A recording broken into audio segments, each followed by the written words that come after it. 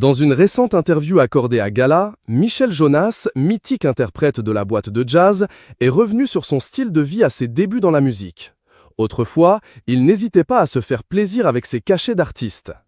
À 78 ans, Michel Jonas est toujours aussi actif.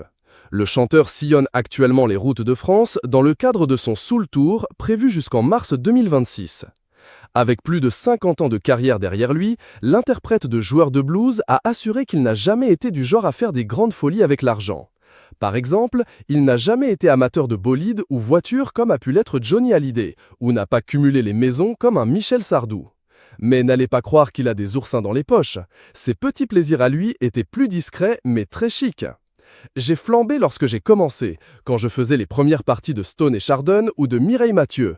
J'avais un cachet ridicule, mais je claquais tout pour descendre dans de bons hôtels, parfois même dans des relais et châteaux pour m'offrir de bons restaurants. Pas plus que ça, a-t-il révélé. Un flambeur modeste en somme. Dans cette même interview, Michel Jonas a aussi confié qu'il n'était pas un homme d'excès globalement. À ses débuts dans la musique, il était ainsi assez loin de l'état d'esprit du show business des années 1970 où les excès en tout genre étaient monnaie courante. Mais il a reconnu avoir un peu expérimenté certaines substances, mais sans jamais aller plus loin. Pétard, un petit peu, mais le reste jamais, a-t-il révélé avant de rire. À la place, son quotidien semblait plus sage, mais pas moins exaltant. J'allais au Golf Drouot écouter des groupes de rock.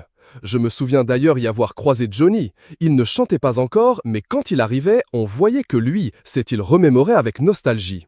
Aujourd'hui, c'est dans le calme de sa maison face à la mer qu'il aime surtout passer son temps.